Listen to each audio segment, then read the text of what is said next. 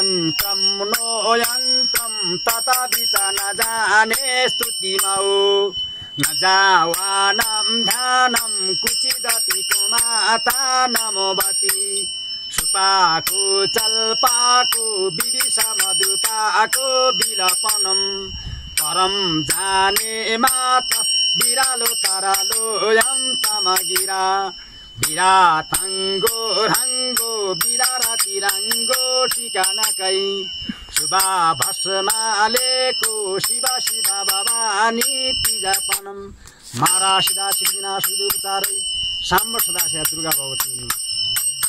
अबको पालोमा श्रीमद् भागवत गीताको बाँकी अध्याय वाचकको रूपमा हुनुहुन्छ भरत कुमार ओली, प्रविधि संयोजनमा दिपेन्द्र पौडेल। ओम नमः शिवाय। हरि ओम तत्सत। प्यारा भक्तजनहरू, श्रीमद् भागवत गीताको वाचनको आज 6औं अध्यायमा तपाईहरुलाई म हार्दिक नमन गर्दछु। ओम श्री परमात्मने नमः। अथ 6औं अध्याय। 6औं अध्यायमा संसारमा धर्मको नाममा रीतिरिवाज, पूजा पद्धति, सम्प्रदायहरूको बाहुल्य भएमा कुरीतिहरूको शमन गरेर एउटै ईश्वरको स्थापना एवं त्यसको प्राप्तिको प्रक्रियालाई प्रशस्त गर्नका लागि कुनै महापुरुषको आविर्भाव हुन्छ। क्रियाहरूलाई छोडेर बस्नु र ज्ञानी कहलाउने रूढिहरू कृष्णकालमा अत्यन्तै व्यापक थिए। यसैले यस अध्यायको प्रारम्भमा नै योगेश्वर श्रीकृष्णले यस प्रश्नलाई चौथो पटक स्वयं उठाउनु भयो कि ज्ञानयोग तथा निष्काम कर्मयोग दुवैको एकानुसार काम गर्नु पर्दछ। अध्याय 2 मा उहाँले भन्नुभयो, अर्जुन क्षेत्रीयका लागि युद्धभन्दा ठुलो कल्याणकारी कुनै अर्को बाटो छैन। यस युद्धमा हारेमा पनि देवत्व हुन्छ र जितेमा पनि महामहिम स्थिति नै छ। यस्तो सम्झेर युद्ध गर अर्जुन। यो बुद्धि तिम्रा लागि ज्ञानयोगको विषयमा भनिएको हो। कस्तो बुद्धि? यो नै कि युद्ध गर। ज्ञानयोग यस्तो होइन कि हातमा हात राखेर बसिरहँ। ज्ञानयोगमा मात्र आफ्नो लाभ हानिको स्वयं निश्चय गरेर आफ्नो शक्तिलाई सम्झेर कर्ममा प्रवृत्त हुनु हो, जबकि प्रेरक महापुरुष नै हुन् र ज्ञानयोगमा युद्ध गर्नु अनिवार्य छ। अध्याय 3 मा अर्जुनले प्रश्न गरे कि भगवान, निष्काम कर्मयोग भन्दा ज्ञान तपाईलाई श्रेष्ठ मान्ने छ, तब मलाई घोर कर्ममा किन लगाउनुहुन्छ? अर्जुनलाई निष्काम कर्मयोग कठिन प्रतीत भयो। त्यसमाथि योगेश्वर श्रीकृष्णले भन्नुभयो कि दुवै निष्ठाहरू मबाट नै भनिएका छन्, तर कुनै पनि मार्गमा कर्मलाई छोडेर हिँड्ने विधान छैन। न त त्यस्तो नै छ कि कर्मलाई आरम्भ नगरेर त्यसैले कसैले परम नैष्कर्मको सिद्धि पाओस्, न आरम्भ गरेको क्रियालाई त्यागेमा त्यसैले यस परम सिद्धिलाई पाउँछ। दुवै मार्गमा नियत कर्म यज्ञको प्रक्रिया गर्नु पर्दछ। अब अर्जुनले राम्ररी बुझे कि ज्ञान मार्ग राम्रो लागोस् अथवा निष्काम कर्मयोग, दुवै दृष्टिहरूमा कर्म गर्नै पर्छ। फेरि 5औं अध्यायमा उनले प्रश्न गरे कि फलको दृष्टिमा कुन श्रेष्ठ छ, कुन सुविधाजनक छ? श्रीकृष्णले भन्नुभयो, अर्जुन, दुवै नै परम श्रेय दिनेहरू हुन्। दुवैले एउटै स्थानमा पुर्याउँछ तापनि सांख्यभन्दा निष्काम कर्मयोग श्रेष्ठ छ। तर निष्काम कर्मको आचरण नगरिकन कोही सन्यासी हुँदैन। दुवैमा एउटै कर्म छ। अतः स्पष्ट छ कि त्यो निर्धारित कर्म नगरिकन कोही सन्यासी हुँदैन र न कोही योगी नै हुन सक्छ। मात्र यसमा हिँड्ने पथिकहरूका दुई दृष्टिहरू छन्, जो पछाडि भनिएको छ। श्रीकृष्णले भन्नुहुन्छ, अनाश्रित कर्म फलकारी कर्म करोतिये सन्यासी च योगी च न निरग्नित चाक्रिये। हे अर्जुन, कर्मफलको आश्रयबाट रहित भएर अर्थात् कर्म गर्ने बेलामा कुनै प्रकारको कामना नराख्दै जो कार्यम कर्म गर्ने योग्य प्रक्रिया विशेषलाई गर्दछ, त्यो नै सन्यासी हो, त्यो नै योगी हो। मात्र अग्निलाई त्याग्ने तथा मात्र क्रियालाई त्याग्ने व्यक्ति न सन्यासी हो न योगी। क्रियाहरू धेरै छन्, तीमध्ये कार्यम कर्म गर्ने योग्य क्रिया, नियत कर्म निर्धारित गरेको कुनै क्रिया विशेष हो। त्यो हो यज्ञको प्रक्रिया, जसको शुद्ध अर्थ हो आराधना। जो आराध्य देवमा प्रवेश दिलाउने विधि विशेष हो, त्यसलाई कार्यरूप दिनु नै कर्म हो। जो त्यसलाई गर्दछ त्यही सन्यासी हो, त्यही योगी हो। मात्र अग्निलाई त्याग्नेले कि हामी आगो छुँदैनौँ, वा कर्मलाई त्याग्नेले कि मेरो लागि कर्म नै छैन, म त आत्मज्ञानी हुँ, यस्तो मात्र भनिराख्नेले कर्मलाई आरम्भ नै नगर्ने, गर्ने योग्य क्रिया विशेष नगर्ने, त्यो न सन्यासी हो न योगी। यसमा अरू हेरौँ। यहाँ सन्यास समिति पाहुर्योग तविति पाण्डव नहास्त्र त्रस्त सङ्कल्प योगी भवती कस्वन। अर्जुन, जसलाई सन्यास जस्तो भनिन्छ त्यसैलाई तिमी योग जान, किनकि सङ्कल्पहरूको त्याग नगरी कुनै पनि पुरुष योगी हुँदैन, अर्थात् कामनाको त्याग दुवै मार्गीहरूका लागि आवश्यक छ। तब त सजिलो छ भन्नुहोस् कि हामी सङ्कल्प गर्दैनौँ र भनौँ योगी सन्यासी श्रीकृष्ण भन्नुहुन्छ, यस्तो कहिल्यै पनि हुँदैन। आरुरुच्छे मुनेर्योग कर्म कारण मोच्यते योगारूढस्य तैस्यैव सम कारण मोच्यते। योगमाथि आरूढ हुन चाहने मननशील पुरुषको लागि योगको प्राप्तिमा कर्म गर्नु नै कारण हो, र योगको अनुष्ठान गर्दा गर्दै जब त्यो परिणाम दिने अवस्थामा आउँछ त्यस योग रूढतामा सम कारणम मुच्यते, सम्पूर्ण सङ्कल्पहरूको अभाव कारण हो। यसभन्दा पहिले सङ्कल्पले पछि लाग्न छोड्दैन, र यदा हिनेन्द्रियार्थेषु न कर्म सुनु स्वस्यते सर्व सङ्कल्प सन्त्र्यासी योगारूढस्तदुच्यते। जुन कालमा पुरुष न त इन्द्रियहरूको भोगमा आसक्त हुन्छ र न कर्महरूमा नै आसक्त हुन्छ, योगको परिपक्व अवस्थामा पुगेपछि अरू कर्म गरेर खोज्ने कसलाई अत नियत कर्म आराधनाको आवश्यकता रहँदैन, त्यसैले कर्ममा पनि आसक्त हुँदैन। त्यसकालमा सर्वसङ्कल्प सन्यासी, सबै सङ्कल्पहरूको अभाव छ, त्यही सन्यासी हो, त्यही योगारूढता हो। बाटोमा सन्यास नामको कुनै वस्तु छैन र यस योगारूढताबाट के लाभ? उद्धरेदात्मानात्मान नात्मान मन साधेत आत्मेवात्मनो बन्धुरात्मै बरिपुरात्मन। अर्जुन, मानिसले आफूद्वारा आफ्नो उद्धार गर्नु पर्दछ, आफ्नो आत्मालाई अधोगतिमा नपुर्याओस्, किनकि यो जीवात्मा स्वयं नै आफ्नो मित्र हो र यो नै आफ्नो शत्रु पनि हो। कहिले शत्रु हुन्छ र कहिले मित्र, यसमा भन्नुहुन्छ बन्धुरात्मा मनस्तरसे येनात्मनजितम् अनात्मनस्तु शत्रुतो वर्तेताइव शत्रुवतम्। अर्जुन, जीवात्माद्वारा मन र इन्द्रियहरू सहित शरीर जितिएको छ, उसको लागि उसैको जीवात्मा मित्र हो, र जसबाट मन र इन्द्रियहरू सहित शरीरलाई जित्न सकिएको छैन उसको लागि ऊ स्वयं शत्रुताको व्यवहार गर्दछ। यी दुवै श्लोकहरूमा श्रीकृष्ण एउटै कुरा भन्नुहुन्छ कि आफ्नो आत्मालाई उद्धार गरौँ, त्यसमा अधोगति नपुर्याउँ, र किनकि आत्मा नै मित्र हो, सृष्टिमा न अर्को कुनै शत्रु छ न मित्र छ। कसरी?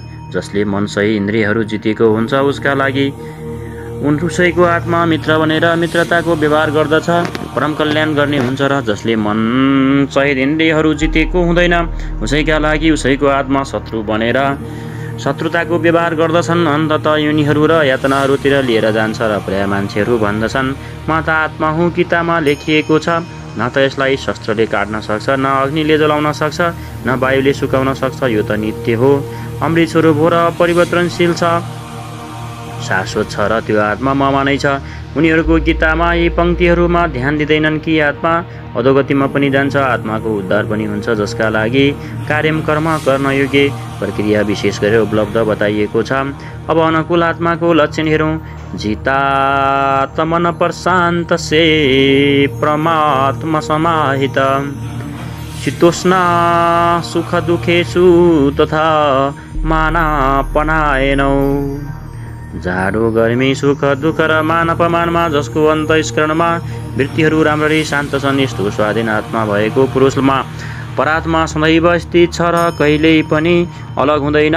जीवात्मा अर्थात् जसले मन सहित इन्द्रियहरूलाई जितिसकेको छ, वृत्ति परम शान्तिमा प्रभावित भइसकेको छ, यो नै आत्माको उद्धारको अवस्था हो। प्रभुले अगाडि भन्नुहुन्छ, ज्ञान विज्ञान तृप्तात्मा कुटस्थो विचिदेन्द्रिये युक्त इत्युच्यते योगी समलष्टा स्मकाञ्जन। जसको अन्तःस्करण ज्ञान विज्ञानबाट तृप्त छ, जसको स्थिति अचल स्थिर र विकार रहित छ, जसले इन्द्रियहरूलाई विशेष रूपमा जितिसकेको छ, जसको सृष्टिमा माटो ढुङ्गा र सुवर्ण एक समान दृष्टिमा पर्दछ, यस्तो योगी युक्त पुरुष कहलाउँछ। युक्तको अर्थ हो योगबाट संयुक्त। यो योगको पराकाष्ठा हो, जसलाई योगेश्वरले 5औं अध्यायमा श्लोक 7 देखि 12 सम्म चित्रण गरिसक्नु भएको छ। परम तत्त्व परात्माको साक्षात्कार र त्यसको प्राप्त हुने जानकारी ज्ञान हो। एक इन्च पनि इष्टदेखि अलग छ, जान्ने इच्छा जागृत छ, तबसम्म त्यो अज्ञानी हो। त्यो प्रेरक कसरी सर्वव्याप्त हुन सक्छ, कसरी प्रेरणा दिन सक्छ, कसरी अनेकौं आत्माहरूलाई एकैसाथ पथ प्रदर्शन गर्न सक्छ, कसरी त्यो भूत भविष्य र वर्तमानको ज्ञाता हुन सक्छ, त्यो प्रेरक इष्टको यस कार्य प्रणालीको ज्ञान नै विज्ञान हो। जुन दिनदेखि हृदयमा इष्टको आविर्भाव हुन्छ, त्यही दिनदेखि त्यो निर्दोष र निर्देश दिन लाग्छ। तर प्रारम्भमा साधकले बुझ्न सक्दैन। पराकाष्ठ कालमा नै योगी उसको आन्तरिक कार्य प्रणालीमा पूर्णतः बुझ्न सक्दछ। यो समझ नै विज्ञान हो। योगारूढ अथवा युक्त पुरुषको अन्तःस्करण ज्ञान विज्ञानबाट तृप्त रहन्छ। यसै प्रकार योगयुक्त पुरुषको स्थितिको निरूपण गर्दै योगेश्वर श्री कृष्ण भन्नुहुन्छ, सुह निमित्रायुदासीन मध्यस्थदेशे बन्धुषु साधु सोऽपि च पापेषु समबुद्धिरभिशयते। प्राप्तिको पश्चात महापुरुष र समदर्शी र समवर्ती हुन्छ। जस्तो कि पछिल्लो श्लोकमा उहाँले भन्नुभयो कि जो पूर्ण ज्ञाता वा पण्डित हो, त्यो विद्या विनय सम्पन्न ब्राह्मणमा, चण्डालमा, गाई कुकुर र हात्तीमा समान दृष्टि भएको हुन्छ। त्यसैको पूरक यो श्लोक हो। त्यो हृदयबाट सहायता गर्ने सहृदय मित्र, उदासीन देशी बन्धुगणहरू, धर्मात्मा तथा पापीहरूमा पनि समान दृष्टि भएको योगयुक्त पुरुष अति श्रेष्ठ हो। त्यो उनको कार्यहरूमा दृष्टि राख्दैन, बरु त्यसभित्र आत्माको संसारमा उसको दृष्टि पर्दछ। यी सबैमा त्यसले मात्र यति फरक देख्दछ कि कोही तलको भर्याङमा उभिएको छ भने कोही निर्मलताको नजिक, तर त्यो क्षमता सबैमा छ। यहाँ युक्तको लक्षण पुनः दोहोऱ्याउनु भयो।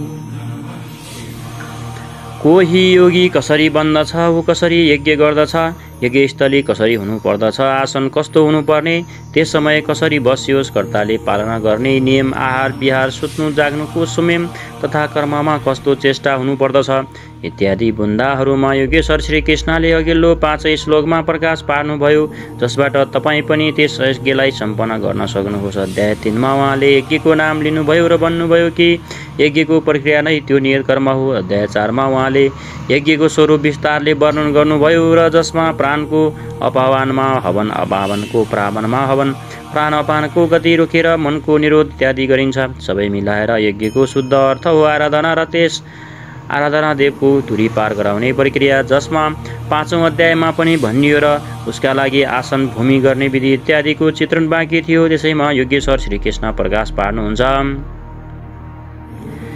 योगी युजित सतत मात्मान रहस्य स्थित एकाकी यत चित्तात्मा निराशीर परिग्रह।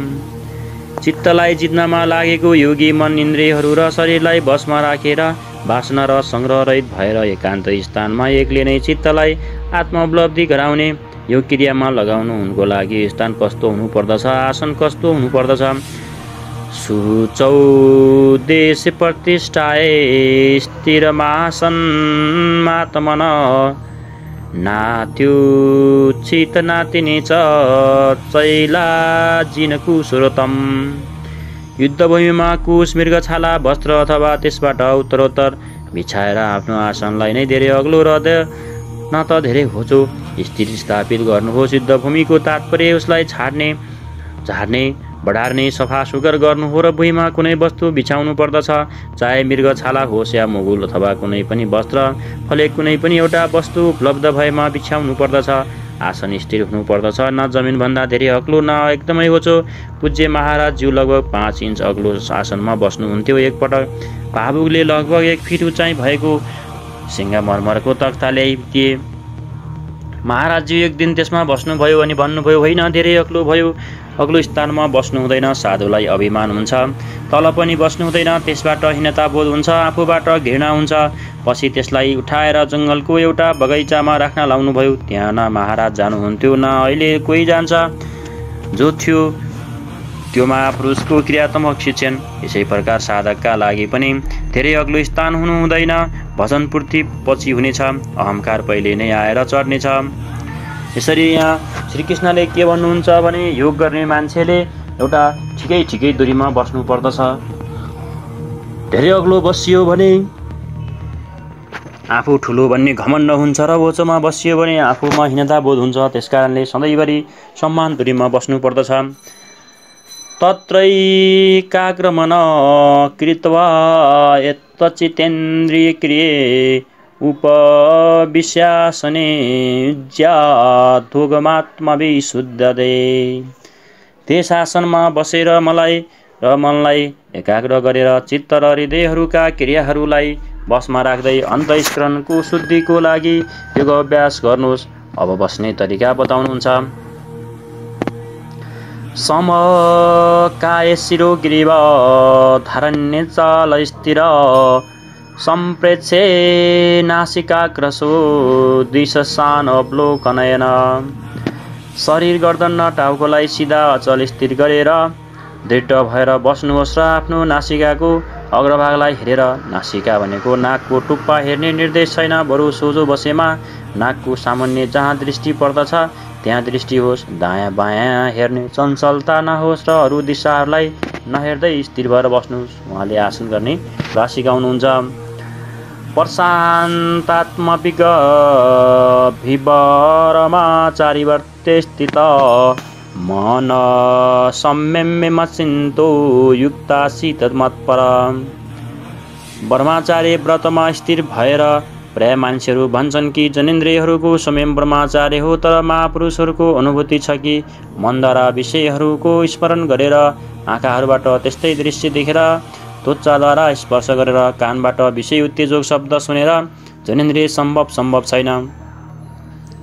ब्रह्मचारीको वास्तविक अर्थ हो ब्रह्म आचरति स ब्रह्मचारी। ब्रह्माको आचरण हो नियत कर्म, यज्ञको प्रक्रिया र जसलाई गर्नेहरू यान्ति ब्रह्म सनातन ब्रह्ममा प्रवेश पाउँछन् र यसलाई गर्ने बेला स्पर्शान्त कृत्वा बहिरा बहाद्यान। बाहिरको स्पर्श मन र सबै इन्द्रियहरूको स्पर्श बाहिर नै त्यागेर चित्तलाई ब्रह्म चिन्तनमा श्वास प्रश्वासमा ध्यानमा लाउनु पर्दछ।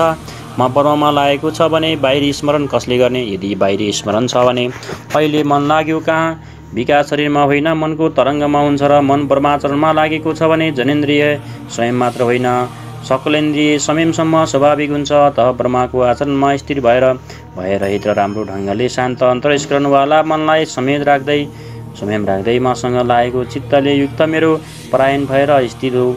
यसको कारण र यसको परिणामहरू के हुन सक्छ भने इन्द्रनेव सदात्मान योगी नियतमानस शान्ति निर्वाण प्रमा मत संस्थाम गदियच्छति। यस प्रकार आफूलाई निरन्तर त्यसै चिन्तनमा लाउँदै संयम नभएको योगी मभित्र स्थिति रूपी पराकाष्ठ भएको शान्तिलाई प्राप्त हुन्छ। त्यसैले आफूलाई निरन्तर कर्ममा लाउनुहोस्। यहाँ यो प्रश्न पूर्ण पर्याय छ र अगाडि 2 श्लोकहरूमा भन्नुहुन्छ कि परमानन्द भएको शान्तिका लागि शारीरिक संयमयुक्त आहार र विहार पनि आवश्यक छ। नाते श्रतस्तु योगस्ति न चैकान्त मनस्रत न च्याति स्वप्नशीलस्य जाग्रतो नैव चार्जुन। हे अर्जुन, यो योग न त धेरै खानेलाई सिद्ध हुन्छ, न बिल्कुल नखानेलाई सिद्ध हुन्छ, न धेरै सुन्नेलाई र न धेरै जानेलाई नै सिद्ध हुन्छ। तब कसलाई सिद्ध हुन्छ? युक्ताहार विहारस्य युक्तचेष्टस्य कर्मसु युक्त स्वप्नावबोधस्य योगो भवति दुःखः। दुःखलाई नष्ट गर्ने यो योग उचित आहार विहार, कर्ममा उपयुक्त चेष्टा र सन्तुलित शयन भनेको निद्रा, जागरण, सुत्ने र उठ्ने समय सन्तुलित भयो भने, उपयुक्त खाना खायो भने दुःखलाई योगले नष्ट गर्दछ। बढी भोजन गरेपछि आलस्य, निद्रा र प्रमोदले घेर्नेछन्, तब साधना हुने छैन। भोजन छोडेमा इन्द्रियहरू क्षीण हुन्छन्, अचल स्थिर बस्ने क्षमता रहने छैन र पूज्य महाराजज्यू भन्नुहुन्थ्यो कि खुराकभन्दा 1-2 रोटी कम खानु पर्दछ। विहार अर्थात् साधनको अनुकूल विचरण, केही परिश्रम पनि गर्दै गर्नुपर्दछ। कुनै कार्य खोज्नु पर्दछ, होइन भने रक्त सञ्चाल शिथिल हुनेछ, रोगबाट ग्रसित हुनेछौ। आयु, सुत्नु र जाग्नु, आहार र अभ्यासबाट घट्छ र बढ्छ। यसरी मान्छेको शरीरलाई आवश्यक पर्ने कुराहरू श्रीकृष्णले बताउनु भएको छ। खानपिन, निद्रा, सुत्ने कुरामा ध्यान दिनुपर्दछ, नत्र रोगी भइन्छ। केही कर्म गर्नुपर्दछ भनेर भन्नुभएको छ। आयु, सुत्नु र जाग्नु, आहार र अभ्यासबाट आयु घटबड हुन्छ। महाराजज्यू भन्नुहुन्थ्यो कि योगीले 4 घण्टा सुत्नु पर्दछ र अनवरत चिन्तनमा लाग्नु पर्दछ। हट गरेर नसुत्ने शीघ्र पागल हुन्छ। नसुत्ने मान्छे पनि पागल भइहाल्छ। कर्ममा उपयुक्त चेष्टा पनि होस् अर्थात् नियत कर्म आराधनाको अनुरूप निरन्तर प्रयत्नशील हुनुहोस्। बाहिरी विषयहरूको स्मरण नगरेर सधैँ त्यसैमा लागिरहने नै योग सिद्ध हुन्छ। साथै यदा विनियत चित्तमात्मनि भावतिष्ठते निस्पृही सर्वकामेभ्यो युक्त इत्युच्यते तदा। यस प्रकार योगको अभ्यासबाट विशेष रूपले वशमा गरिएको चित्त जुन कालमा परात्मामा राम्रो ढङ्गले स्थिर हुन जान्छ, विलीन जस्तो हुन्छ र त्यस कालमा सम्पूर्ण कामनाहरूबाट रहित पुरुषलाई युक्त पुरुष भनिन्छ। अब विशेष रूपले जितिएको चित्तको लक्षण के होला? उहाँले भन्नुहुन्छ, व्यथा दीपो निवातस्तो नेङ्गते सोपमा स्मृता योगिनो ये तच्चितस्य युञ्जतो योगमात्मना। जुन प्रकार वायु रहित ठाउँमा राखिएको टुकी चलायमान हुँदैन, ज्वाला सोझै माथि जान्छ, त्यसमा कम्पन हुँदैन। यही उपमा परात्माको ध्यानमा लागेका योगीको जितिएको चित्तको दिइएको छ। टुकी त उदाहरण मात्रै हो। आजभोलि दीपकको प्रचलन घट्दै गइरहेको छ। अगरबत्ती चलाएमा पनि त्यसको धुवा सोझै माथि जान्छ। यदि वायुमा वेग छैन भने यो योगीको जितिएको चित्तको एउटा उदाहरण मात्रै हो। अहिले चित्त मात्र जितिएको छ, निरोध भएको छ, तर अहिले चित्त छ। जब चित्तको पनि विलय हुन्छ तब कुन विभूति मिल्दछ हेरौँ। यत्रो प्रमते चित्त निरुद्ध योग सेवया यत्र चैवात्मनात्मन पश्येत्तान्त्रमणि तुष्यति। जुन अवस्थामा योगको अभ्यासबाट विरुद्ध भएको चित्त पनि उपराम हुन्छ, विलय हुन्छ, समाप्त हुन्छ, त्यस अवस्थामा आत्मना आफ्नो आत्माद्वारा आत्मानम परात्मालाई हेर्दै आत्मनि एवं आफ्नो आत्मामा नै सन्तुष्ट हुन्छ। परात्मालाई हेर्छ तर सन्तुष्ट आफ्नो आत्माद्वारा हुन्छ, किनकि प्राप्तिकालमा परात्माको साक्षात्कार हुन्छ, तर अर्को क्षण त्यसले आफ्नै आत्मालाई ती शाश्वत ईश्वरीय विभूतिहरूबाट ओतप्रोत पाउँछ। ब्रह्मा अजर अमर शाश्वत अव्यक्त र अमृत स्वरूप हो भने यता आत्मा पनि अमर अजर शाश्वत अव्यक्त र मृत स्वरूप हुन्छ। हुन त हो, तर औचित्य पनि हो। जबसम्म चित्त र चित्तको लहर छ तबसम्म त्यो तपाईँको भोगका लागि छैन। चित्तको निरोध र निरुद्ध चित्तको विलय कालमा परात्माको साक्षात्कार हुन्छ र दर्शनको ठिक अर्को क्षण त्यही ईश्वरीय गुणधर्महरूबाट युक्त आफ्नै आत्मालाई पाउँछ। त्यसैले त्यो आफ्नै आत्मामा सन्तुष्ट हुन्छ। यही उसको स्वरूप हो, यही पराकाष्ठा हो। त्यसैको पूरकलाई अगाडिको श्लोकबाट हेरौँ। सुख मात्यन्तिकयत्तदबुद्धिग्राहा मतीन्द्रियम वेत्ति यत्र न चैवया स्थितस्रललितत्वता।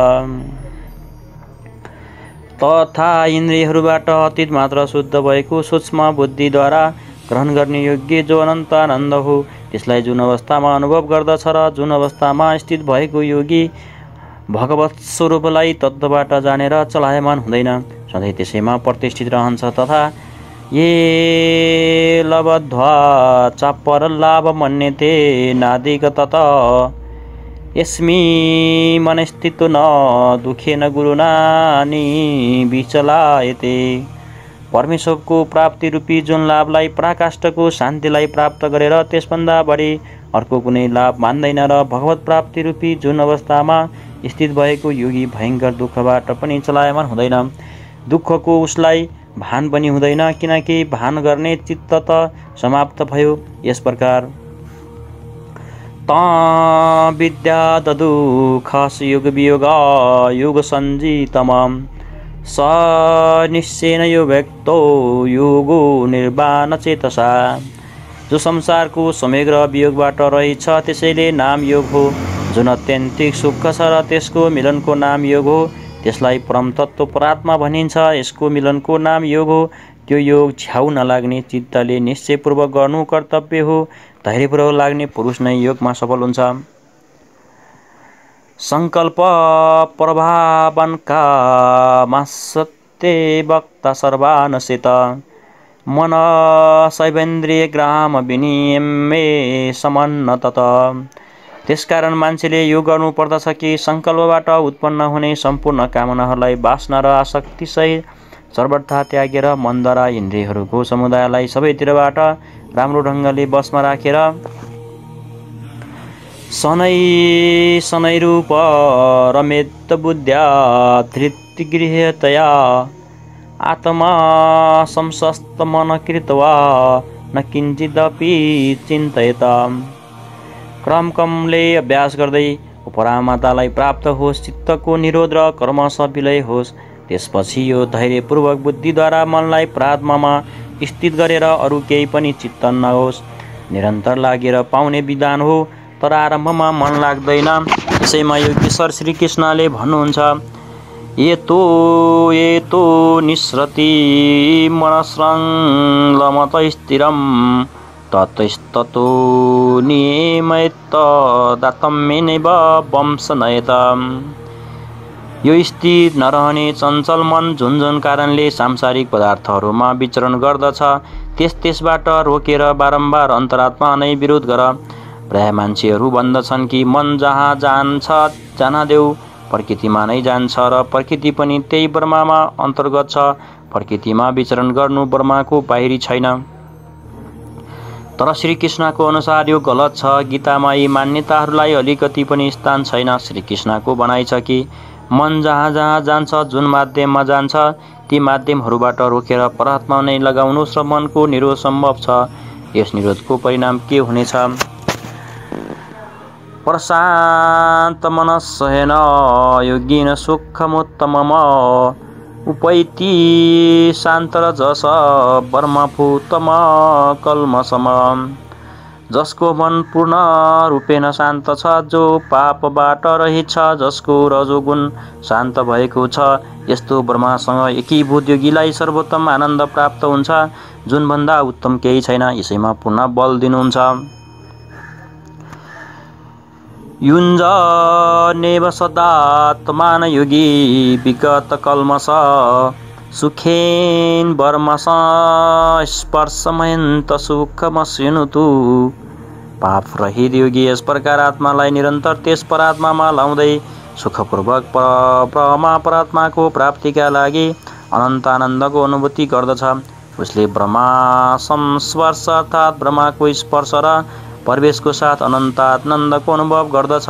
अतः भजन अनिवार्य छ। त्यसैमा उहाँ अगाडि भन्नुहुन्छ, सर्वभूतस्थमात्मान सर्वभूतानि चात्मनि इच्छते योगयुक्तात्म सर्वत्र समदर्शन। योगको परिणामले युक्त आत्मा भएको सबैमा समभावले देख्ने योगीले आत्मालाई सम्पूर्ण प्राणीहरूमा व्याप्त देख्छन् र सम्पूर्ण भूतहरूलाई आत्मामा नै प्रभावित देख्छन्। यस प्रकार देख्नाले के लाभ हुन्छ? यो मा पश्यति सर्वत्र सर्वत्र मयि पश्यति तस्याः न प्रणश्यामि सच मे न प्रणश्यति। जो पुरुष सम्पूर्ण भूतहरूमा म परमात्मालाई देख्छ, व्याप्त देख्छ र सम्पूर्ण भूतहरूलाई म परात्माको अन्तर्गत नै छ, त्यसको लागि म अदृश्य छैन र यो मेरो लागि अदृश्य हुँदैन। यो पिरकको आमान्य सामान्यको मिलन हो, सख्य भाव हो, सामिप्य मुक्ति हो। सर्वभूतस्थित योमा भजते कतोमा स्थित सर्वथा वर्तमानोऽपि स योगिमयी वर्तते। जो पुरुष अनेकताबाट पर उपयुक्त एकत्व भावले म परात्मालाई भज्दछ, त्यो योगी सबै प्रकारको कार्यहरूबाट कार्यरत हुँदै मेरोमा नै कार्यरत रहन्छन्, किनकि मलाई छोडेर त्यसको लागि कोही बचेको पनि छैन र त्यसको त सबै समाप्त भयो। यसैले यो अब उठ्छ, बस्छ, जे जति पनि गर्छ मेरो सङ्कल्पबाट गर्दछ।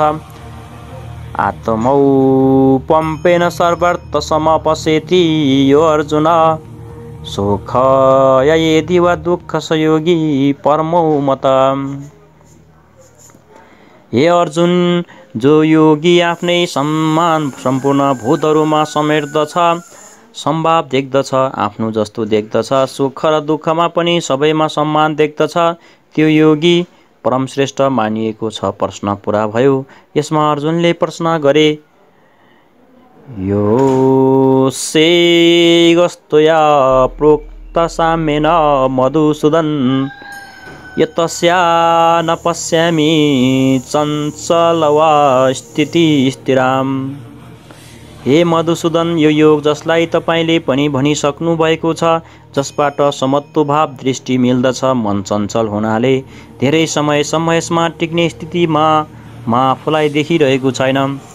चञ्चल हि मन कृष्ण प्रमाथि बलवद दृढनम तस्याः निग्रह मन्ये वायुरिव सुदुष्करम।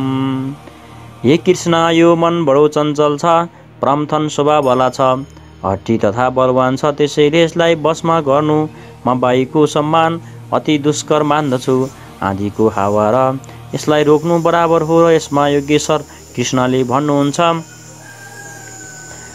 असंशय महाबाहु मनौ दुर्निग्रह चलम अभ्यासेन तु कौन्तेय वैराग्येन सगृह्णाति। महान कार्य गर्नका लागि प्रयत्नशील महाबाहु अर्जुन, निसन्देह मन चञ्चल छ, बडो कठिनताले वशमा हुनेवाला छ, तर कौन्तेय यो अभ्यास र वैराग्यद्वारा वशमा हुन्छ। जहाँ चित्तलाई लगाउनु छ, जहाँ स्थिर गर्नका लागि पटक पटक प्रयत्नको नाम अभ्यास हो र देखेको सुनेको वस्तुहरूमा राग अर्थात् लगावको त्याग वैराग्य हो। श्री कृष्ण भन्नुहुन्छ, मन वशमा गर्न कठिन छ, तर अभ्यास र वैराग्यद्वारा यो वशमा हुन्छ। असंयमता मनयोगो दुष्प्रापयति मे मति वश्यात्मानत्वेता शक्यो वाप्तुमुपायत। अर्जुन, मनलाई वशमा नगर्ने पुरुषको लागि योग प्राप्त हुन कठिन छ, तर आफ्नो वश मन भएको प्रयत्नशील पुरुषका लागि योग सजिलो पनि छ। यस्तो मेरो आफ्नो मत हो। जति कठिन तिमीले मानेका छौ त्यति कठिनै छैन, अतः यसलाई कठिन मानेर नछोडेर प्रयत्नपूर्वक लागेर योगलाई प्राप्त गर, किनकि मन वशमा गरेपछि मात्र योग सम्भव छ। र यसमा अर्जुनले प्रश्न गरे, अयेति श्रद्धयोपेतो योगात् सलितमानस अप्रापे योग संसिद्धि कगति कृष्ण गच्छति।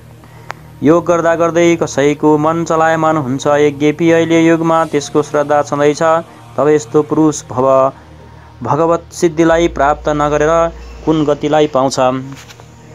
कच्चिनो भए विभ्रष्टशिच्छन्न भर्मिएव नशेति अप्रतिष्ठो महाबाहो विगुटो ब्राह्मणपथि।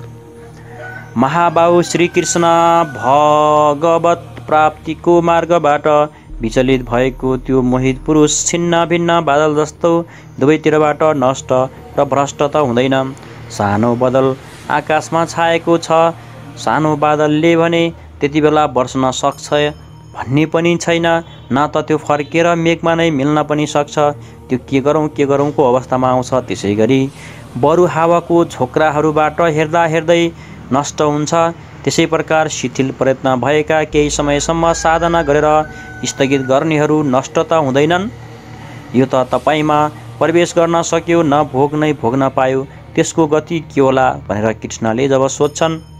कृष्णलाई जब अर्जुनले सोध्छन् र अझै भन्छन् कि एतन्मे संशय कृष्ण छेतुमहर्षे शेषत तोदन्ये संशय स्यासे छेत्ता ना धूप पद्धति। हे कृष्ण, मेरो यस संशयलाई सम्पूर्णताले समाप्त गर्नका लागि तपाईँ नै सक्षम हुनुहुन्छ। तपाईँ बाहेक अरू कोही पनि यस संशयलाई समाप्त गर्नेवाला भेट्न सम्भव छैन। यसमा योगेश्वर श्रीकृष्णले भन्नुभयो, प्रार्थनैव नामुत्र विनाशस्तस्य विद्यते नाहि कल्याणकृत कच्छि दुर्गति तात गच्छति। पार्थ, शरीरलाई नै रथ बनाएर लक्ष्यतिर अग्रसर भएका तिमी अर्जुन, त्यस पुरुषको न त यस लोकमा र परलोकमा नै नाश हुन्छ, किनकि हे तात, त्यस परम कल्याणकारी नियत कर्मलाई गर्नेहरू दुर्गतिलाई प्राप्त हुँदैन, त्यसलाई के हुन्छ भन्दै श्रीकृष्णले जवाब दिनुहुन्छ, प्राप्ये पुण्यकृता लोकानि सत्तसा सती सपा सुचिन्ना श्रीमता केहे योगभ्रष्टो भिजायते। मन चलायमान भएर योग भ्रष्ट भएको त्यो पुरुष पुण्यवानहरूको लोकमा वासनाहरूलाई भोगेर जुन वासना लिएर त्यो योग भ्रष्ट भएको थियो, भगवान थोरैमा त्यसलाई सबै थोक देखाउनु सुनाउनुहुन्छ। त्यसलाई भोगेर त्यो सुचिना श्रीमातामा शुद्धाचरण भएका श्रीमान पुरुषहरूको घरमा जन्म लिन्छ। अथवा योगिनामेव कुले भवति धीमप्रताप एतद्धि दुर्लभतर लोके जन्म यदि दृशम। अथवा त्यहाँ जन्म लिन नपाए पनि स्थिर बुद्धि योगीहरूको कुलमा उसले प्रवेश पाउँछ। श्रीमानहरूको घरमा पवित्र संस्कार बाल्यकालदेखि नै मिल्न थाल्छ, तर त्यहाँ जन्म नभएका त्यो योगीहरूको कुलमा शिष्य परम्परामा प्रवेश पाउँछ। कबीर, तुलसी, रविदास, वाल्मीकि इत्यादि शुद्ध आचरण र श्रीमानको घर होइन, योगीहरूको कुलमा प्रवेश मिल्यो। सद्गुरुको कुलमा संस्कारको परिवर्तन पनि एउटा जन्म हो र यस्तो जन्म संसारमा निसन्देह अति दुर्लभ छ। योगीहरूको कुलमा जन्मको अर्थ उनको शरीरबाट पुत्र रूपमा उत्पन्न हुनु होइन, गृह त्याग भन्दा पूर्व उत्पन्न हुने बालक मोहवश यज्ञपी महापुरुषलाई पनि पिता मानिरहन्छ। तर महापुरुषका लागि घरवालाको नाममा कोही हुँदैन। जो शिष्य उनको मर्यादाहरूको अनुष्ठान गर्दछन् त्यसको महत्त्व छोराहरूभन्दा कैयौँ गुणा बढी मान्दछन्, त्यही उनको वास्तविक पुत्र हो। जो योगको संस्कारबाट युक्त छैन त्यसलाई महापुरुषले अपनाउँदैनन्। पूज्य महाराजज्यू, यदि साधु बनाउन चाहनुहुन्छ भने हजारौँ विरक्त उनको शिष्यहरू हुन्थे, तर उनले कसैलाई क्रिया भाडा दिएर, कसैको घर सूचना दिएर, पत्र पठाएर, सम्झाएर, सुझाएर सबैलाई उनीहरूको घर फर्काइदिए। केही मानिसहरू हट गर्न लाग्दथे, तब उहाँलाई अपशकुन हुन्थ्यो र भित्रबाट बनाइ हुन्थ्यो कि यसमा साधु बन्ने लक्षण एउटा पनि छैन, यसलाई राख्नमा कल्याणै छैन, के पार हुनै सक्दैन। निराश भएर एक दुईजनाले पहाडबाट हाम फालेर आफ्नो ज्यान समेत गुमाए, तर महाराजज्यूले उनीहरूलाई आफू नजिक राखेनन्। पछि थाहा भएपछि भन्नुभयो, जान त रह्यौ कि बडा विकल्ले है, लेकिन यी सोचते कि सचु के मरी जाए तो रखी देते। एक ठो पतितै रहता और का हो त। यसको अर्थ के हो भने ममत्व उहाँमा पनि विकट थियो तापनि उनले आफू कहाँ ती दुष्ट मान्छेहरू राखेनन्। 6-7 जनालाई जसको लागि आदेश भएको थियो, आज एउटा योग भ्रष्ट आइरहेको छ, जन्म जन्मबाट भौतारेर आइरहेको छ र यस नाम र रूपको कोही आउनेवाला छ। त्यसलाई राख, ब्रह्म विद्याको उपदेश गर, त्यसलाई अगाडि बढाऊ, मात्र उनीहरूलाई नै राखे भनेको जो पाए त्यहीलाई। संस्कार नभएका मान्छेहरूलाई नजिकमा नराख्नु, आफ्नो चेला नबनाउनु, त्यसबाट फाइदा हुँदैन, पार पाइँदैन भन्ने कुरा चाहिँ श्रीकृष्णले बताउनु भएको छ। तत्र त बुद्धि संयोग लभते प्रोबदेहिकम एतते च तत्त्व भए संसिद्धौ कुरु नन्दन। त्यहाँ यो पुरुष पहिलेका शरीरहरूमा सघन र साधन गरेका बुद्धिको संयोगलाई अर्थात् पूर्वजन्मको साधन संस्कारहरूलाई अन्यास नै प्राप्त हुन्छ र हे कुरुनन्दन यसको प्रभावले ऊ फेरि संसिद्धौ भगवत प्राप्ति रूपी परम सिद्धिको निमित्त प्रयत्न गरेको हुन्छ। पूर्वाभ्यासेन तैनव हेति हावसोऽपिस जिज्ञासुरपि योगस्य शब्दब्राहाति वर्तते। श्रीमानहरूको घरमा विषयहरूको वशमा रहेर पनि त्यो पुनर्जन्मको अभ्यासबाट भगवत पथतिर आकर्षित हुन जान्छ र योगमा शिथिल प्रयत्नीवाला त्यो जिज्ञासु पनि बानीको विषयलाई पार गरेर निर्वाण पद पाउँछ र त्यसको प्राप्तिको यही तरिका हो। कोही एकजनामा पाउन पनि पाउँदैन।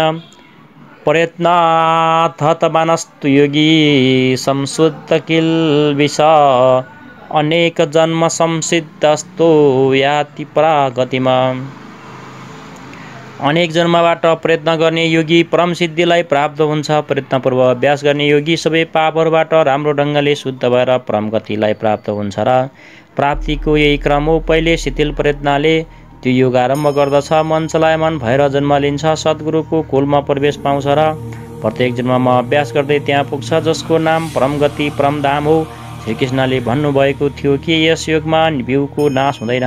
तपाईँ 2 पाइला हिँड्नुहोस्, त्यो साधनको कहिल्यै पनि नाश हुँदैन। प्रत्येक परिस्थितिमा रहँदै पुरुष यस्तो गर्न सक्दछ, कारण कि थोरै साधन त परिस्थितिहरूबाट घेरिएको व्यक्तिले नै पाउँछ, किनकि उसँग समय छैन। तपाईँ कालो भए पनि, गोरो भए पनि अथवा कतैको भए पनि गीता सबैको लागि हो, तपाईँको लागि पनि हो र शर्त छ कि तपाईँ मान्छे हुनुपर्छ, उत्कट प्रयत्नवाला चाहे जेसुकै होस्, तर शिथिल प्रयत्नवाला गृहस्थ नै हुन्छ र गीता गृहस्थ विरक्त शिक्षित अशिक्षित सर्वसाधारण मानिस मात्रको लागि हो, कुनै साधु नामक विचित्र प्राणीका लागि मात्र होइन। र अन्त्यमा योगेश्वर श्रीकृष्णको निर्णय यस प्रकार छ। तपस्वी भयो अधिको योगी ज्ञानी भयो पिमत्तोधिक कर्मी विश्रास्त्रीको योगी तस्मादोगी भावार्जुन। तपस्वीहरूभन्दा योगी श्रेष्ठ हो, ज्ञानीहरूभन्दा पनि श्रेष्ठ मानिएको छ, कर्मीहरूभन्दा पनि योगी श्रेष्ठ हो। त्यसैले अर्जुन तिमी योगी बन। तपस्वी वनसहित इन्द्रियहरूलाई त्यस योगमा ढाल्नका लागि तताउँछ। अहिले योग त्यसमा ढलेको छैन भनेर तपस्वीले भन्छन्। कर्मी भनेको के हो भने कर्मी यस नियत कर्मलाई जानेर त्यसमा प्रवृत्त हुन्छ, न त त्यो आफ्नो शक्ति सम्झेर नै प्रवृत्त छ र न त्यो अर्पण गरेर समर्पण गरेर नै प्रवृत्त छ मात्र गर्दछ। ज्ञानी भनेको के हो भने ज्ञान मार्गी त्यही नियत कर्म यज्ञको प्रक्रिया विशेषलाई राम्रो ढङ्गले आफ्नो शक्तिलाई सामान्य राखेर त्यसमा प्रवृत्त रहन्छ। त्यसको लाभ हानिको जिम्मेदारी त्यसैको हो, त्यसमाथि दृष्टि राखेर हिँड्दछन्। योगी भनेको निष्काम कर्मयोगी इष्टमा निर्भर भएर पूर्ण समर्पणको साथ त्यही नियत कर्म योग साधनामा प्रवृत्त हुन्छ र जसको योगक्षेमको जिम्मेवारी भगवान तथा योगेश्वरले वहन गर्नुहुन्छ। पतनका परिस्थितिहरू भए पनि उसको लागि पतनको भय छैन, किनकि जुन परम तत्त्वलाई चाहन्छ त्यसैले उसलाई सम्हाल्ने उत्तरदायित्व पनि लिन्छ। तपस्वी अहिले योगलाई ढाल्नमा प्रयत्नशील छ, कर्मी मात्र कर्म जान गर्दछ र यिनीहरू फस्न पनि सक्छन्, किनकि न यी दुवैमा समर्पण छ र न आफ्नो हानि लाभ हेर्ने क्षमता। तर ज्ञानी योगको परिस्थितिहरूलाई जान्दछ र आफ्नो शक्ति बुद्ध छ, उसको जिम्मेवारी त्यसमा नै छ र निष्काम कर्मयोगी त इष्टको माथि आफूलाई फ्याँकिसकेको छ, त्यो इष्टले सम्हाल्ने छ। परम कल्याणको पथमा यी दुवै ठिक ढङ्गले चल्दछन्, तर जसको भार त्यो इष्टले सम्हाल्छ त्यो यी सबैमा श्रेष्ठ छ, किनकि प्रभुले त्यसलाई ग्रहण गरिसक्नु भएको छ। त्यसको लाभ हानिलाई यो प्रभुले हेर्नुहुन्छ, त्यसैले योगी श्रेष्ठ हो। यसैले अर्जुन तिमी योगी बन, समर्पणको साथ योगको आचरण गर। योगी श्रेष्ठ हो, योगी श्रेष्ठ हो, तर त्योभन्दा पनि त्यो योगी सर्वश्रेष्ठ हो यो जो अन्तरात्माले लाग्दछ। यसमा उहाँ भन्नुहुन्छ योगी नापपि सर्वेशा मद्दैत्यनाथ आत्मन श्रद्धावान् भजयति यो मासमे युक्ततममत। सम्पूर्ण निष्काम कर्मयोगीहरूमा पनि जो श्रद्धा विभोर भएर अन्तरात्माले अन्तर्चिन्तनद्वारा मलाई निरन्तर बद्दछ, त्यो योगी मलाई परमश्रेष्ठ मान्नेछ। भजन देखाउने वा प्रदर्शनको वस्तु होइन, यसबाट समाज चाहे अनुकूल होस् तर पर्व प्रतिकूल छ। भजन अत्यन्त गोपनीय हुन्छ र यो अन्तःस्करणबाट हुन्छ र जसको उतार चढाव अन्तःस्करणमा निर्भर हुन्छ। ओम तत्सदिति श्रीमद्भागवत गीता उपनिषत्सु ब्रह्मविद्याया योगशास्त्रे श्रीकृष्णार्जुन संवादे अभ्यास योगो नाम 6 अध्याय। यस प्रकार श्रीमद्भागवत गीता रूपी उपनिषद एवं ब्रह्म विद्या तथा योग शास्त्र विषयक श्रीकृष्ण र अर्जुनको संवादमा अभ्यास योग नामक 6औं अध्याय पूर्ण हुन्छ। इति श्रीमत्परमहंस परमानन्दस्य शिष्य स्वामी अडगाडानन्दकृते श्रीमद्भगवद्गीताया यथार्थगीताभाष्ये अभ्यास योगो नाम 6 अध्याय। इस प्रकार श्रीमद् परमहंस परमानंद जी का शिष्य स्वामी अडगाडानन्दकृत श्रीमद् भगवद गीता को भाष्य यथार्थ गीतामा अभ्यास योग नामको 6औं अध्याय समाप्त हुन्छ। हरि ओम तत्सत। तपाईले श्रवण गर्नुभयो श्रीमद्भागवत गीताको बाँकी अध्याय र यस्तै धार्मिक भिडियो हेर्नका लागि सयपत्री अनलाइन टिभी युट्युबमा सब्स्क्राइब गर्न नबिर्सनुहोला। सब्स्क्राइबको लागि नजिकै रहेको सब्स्क्राइबको रातो बटनमा क्लिक गरी सँगै आउने बेल आइकनमा प्रेस गरेर हामीले अपलोड गर्ने भिडियोको नोटिफिकेसन सबैभन्दा छिटो प्राप्त गर्न सक्नुहुनेछ। सत्य तथ्य ताजा निष्पक्ष समाचार सबैभन्दा छिटो प्राप्त गर्ने तपाईको अधिकारमा हामीले गर्ने छैनौं कुनै विलम्ब। हामी आएका छौं थपरिमार्जित र परिष्कृत रूपमा वेबसाइटमा www.saypatrionlinetv.com, फेसबुकमा www.facebook.com/saypatrionlinetv, त्यसैगरी युट्युबमा सयपत्री अनलाइन टिभी। आजै लगइन गर्नुहोस्।